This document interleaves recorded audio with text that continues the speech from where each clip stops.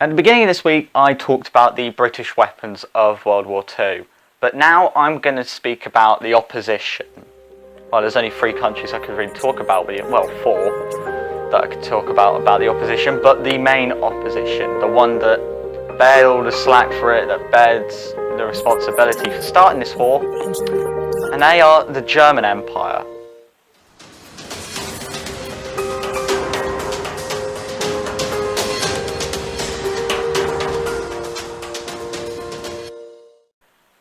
Now, the German Empire is a rather new empire, but its weapons are even newer.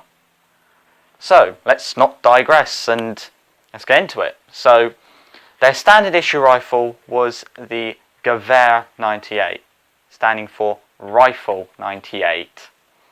Now, this had a 5-round internal magazine, and it was exceptionally good at long range.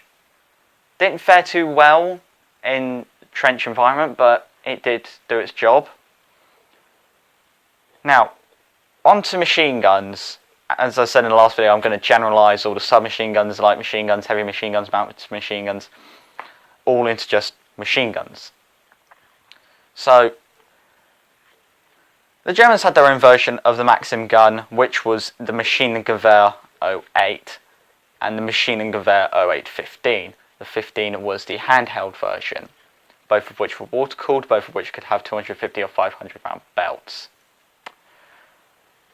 Now, they did evolve their MG08 to have air-cooled barrels, mounted tops, aircraft fittings, but they're all pretty much the same, so I'm just going to generalise it as the MG08.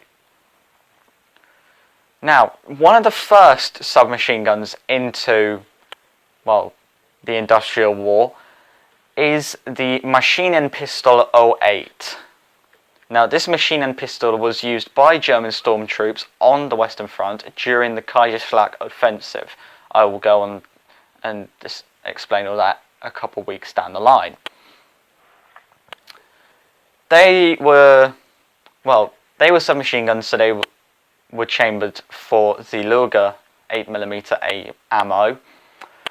So you could either have the 8-round clip from the Luger, or you could have the 32-round snail drum in there, depending on your preference.